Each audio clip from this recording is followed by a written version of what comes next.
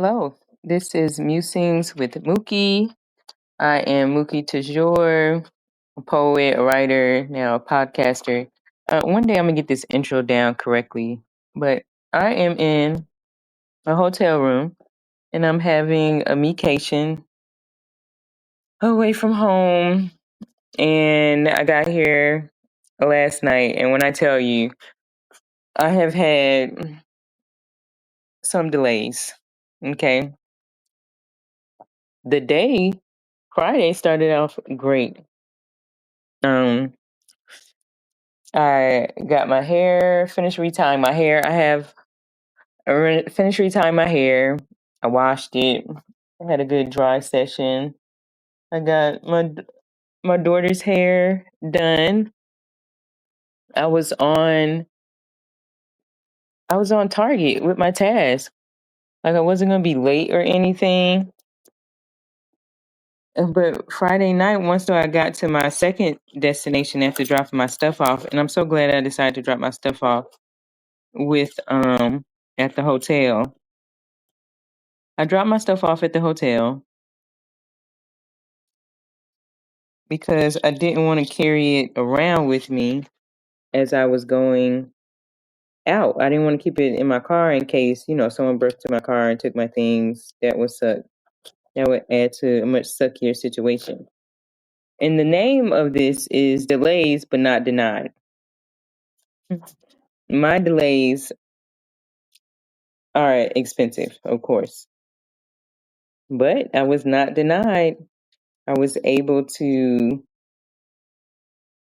yeah. So last night I get to my second destination, and I hit a curb and I popped the sidewall to my tire. Devastating. I popped the sidewall to my tire and I had to get my car towed at close to 12 o'clock at night, and it got dropped off.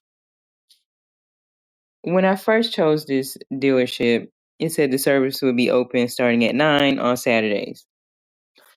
So I was like, okay, so it'll just be a simple, I get to the dealership, I pay them to, change my tire or whatever. I wake up at 7 o'clock the next morning. And I'm like, well, I have to wait. I'll do some other things in the meantime. Um, Reading over some scripture of protection and saying a mantra, uh, and doing some deep breathing exercises. 9 o'clock couldn't get here fast enough, but it got here. It got here at around 9:15. That's when I noticed as I'm doing my exercises and things of that. And I called the dealership and I said, "Hey, my car is there, and I'm looking to get my tire fixed. It shouldn't take me that long to get over there. I just have to Uber." And they give me some news I was not ready to use. They said, well, our service department is closed. No, actually, they didn't tell me it was a prompt because I chose the service department. And it said their service department would not be open till Monday morning. And I was like, no, no, no, no, no, no. That would not work. So I called the dealership back, and this time I chose sales. And I was like, is there anyone that can get into the lockbox so I can get my key? So I can take my car to get it tired. And it's like, no, no, no one will be here till Monday. I was like, no. When I went through Mitsubishi, when I went through the connector, whatever, it said that service would be available today. I said, I need to get back home tomorrow. I need to get back home at a certain time tomorrow. And I was just begging. I said, please, is there anyone you can call so I can get my key? I was like, I just need my key to get my car and take it to get a tire. They said, let me call someone. They did. They hung up. They called me back a few moments later and said, we're trying to get someone that works here for service to see if they can come unlock the lockbox to get you your key. And I am so thankful and that they are trying. I sit down and I say a mantra, say, the universe is for me and so is everything in it. That's what I just kept saying. The universe is for me is everything and so is everything in it. There's another mantra I was saying, and what is for me will come in clarity, something like that. Rebuking all distortion, delays, and another thing. Like I was trying to clear the air, doing some breathing. He calls me back a few minutes later and says, the guy's 10 minutes away. They unlock the lockbox so you can get your car. I get to there. They give me my keys and I take a Uber. This part, we're talking about delays, but not denied. And I'm sitting in the Uber and I'm chatting the guy up. He's from South Africa. He's not going to be here too much longer because, he misses his home. He finds it. He says there's no sense of community here in America. I'm getting off on a tangent. We'll probably discuss that at a moment later, another time. And so he's not angry or nothing. It's just he speaks as if it's just the reality of the situation, and he's correct. You always have to pay someone for something. But let me continue with the story. I, of course, am fortunate that when something is happening to me, I have people that can come. But he's right. There's a lot. It's very costly, and it's hard to find community. So he calls me back and says the guy can be there in 10 minutes. I call an Uber, I get an Uber, and we're on our way there. And I'm discussing my situation. And he says, well, what's your plan after you get your tire? What's your plan after you get your tire? I said, what's your plan after you get your car? I said, the major thing is for me, I said, I plan to get a tire. I said, it's nothing to call a tow truck. Of course, it's going to cost me some money. But it's nothing to call a tow truck. There's plenty of tire places around. But I said, the most important thing is, I said, because I'm not from here. So the most important thing is that I'm able to get my key out of the lockbox and have access to my vehicle. That is the most important. That is the biggest hump I would have to get over. The rest of the things are just little delays. There's small delays. There's small punches to my gut. They're practice hits for what's coming. So we continue driving. He said, you sound like my daughter. That's not much of a plan. I said, the other thing can be taken care of, like I said, but the biggest hurdle is if I don't have access to my car or my key, then I cannot get my car fixed. I said, after that, I'm just going to get a tire shop. I'm going to buy the tire and get it put on my car, and I will be good to go. And so he says, okay, I see, I understand. And then we're driving a little way, and he said, if I can get the tire off for you, it's nothing to change and put the tire back on. You just have to find a shop to buy it from. I said, yeah, that's no problem. I can do that. I said, how much? I said, do I restart the Uber ride? He's like, no, I said, if it's not that far from here, we can make it. I can get your tire, get it back on the road, and so on and so forth. And that sense of community right there is what he was talking about. What's missing? He didn't expect anything in return. I paid for my Uber ride, of course, but I also gave him a little something, and he didn't want anything. I want you to understand, he didn't want anything. He took my tire off and he put a new one on. He took me to go get a new tire. I paid for the tire, of course, but he took me to go get a new tire. I come back and he puts the tire on after he takes the other one off. He does all of this out of the goodness. He didn't expect anything else. He said, no, it's not it's not required. You don't have to give anything. I want to do this for you. I want to help you. I would want someone to help my daughter if she found herself in this type of predicament one way or the other. I am eternally grateful. It's one of the things, that while I was delayed, and I want to tell you, like, I got here at 8 something, and when I got to my final destination at about 9:30, my tire popped. Excuse me, I burped. That's going to be on audio.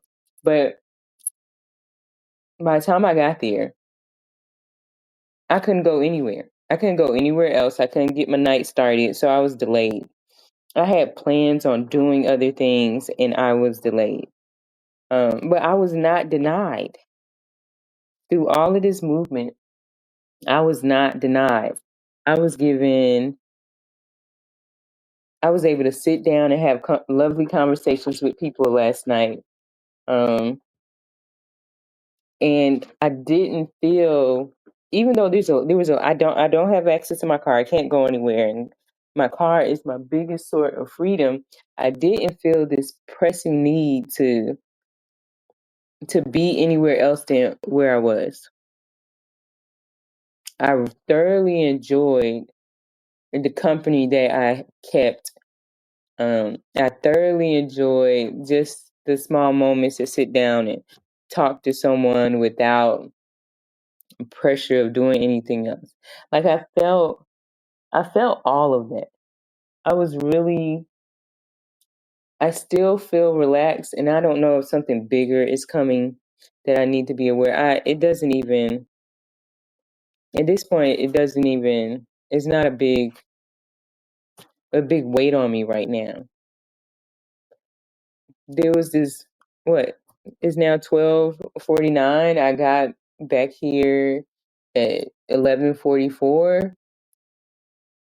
I was delayed for 12 hours. I have the rest of the day and tomorrow here with me and for me that I can do whatever I want. I still have time to enjoy the time alone. I'm a little bit less with money. This has definitely been an expensive, and not in a good way, having to pay for that expensive one tire. Now I have mismatched tires on my car, so that's a thing. But I'm grateful. I'm grateful. Yes, there was a delay in how I would spend my night. Yes, there were delays of actually getting a jump on the day. But we're going to pivot. We're going to pivot with the delays, but I'm not being denied my free time. I'm not being denied a chance to venture out, have a good time, enjoy my time that I have up here. I'm not going to sulk. I'll deal with the expenses later. But I want you to know, when you're sitting in those delays and anyone is pressing you about how are you going to do this, just know that you don't have to sit in those delays either. You can enjoy the time that you have. Because I want to say, before this, and people have said I'm a strong person for some of the things that I did. Before this, I would become immediately sad. But I'm being supported right now. The universe is supporting me. God is supporting me.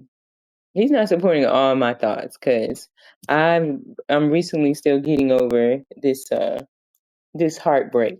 And I know he's not supporting all my thoughts because he knows I'm upset. He knows I'm upset about something. He knows that I want to do something that would not be fair to me. That would not be fair to what I'm pursuing. So these delays, I may not know what they're for, but I do know that they are not denials. These delays are not denials. They're a chance for me to sit back,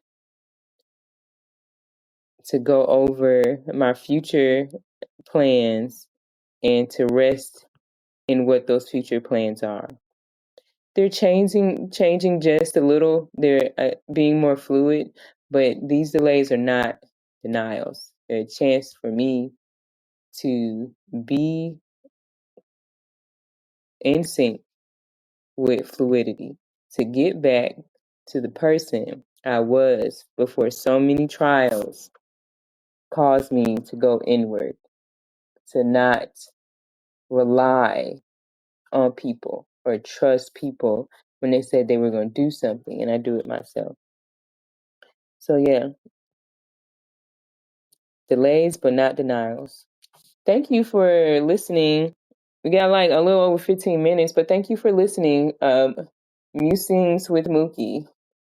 This, of course, this is probably scheduled for the next day or two. So by the time you hear this, I will not be where I say I am.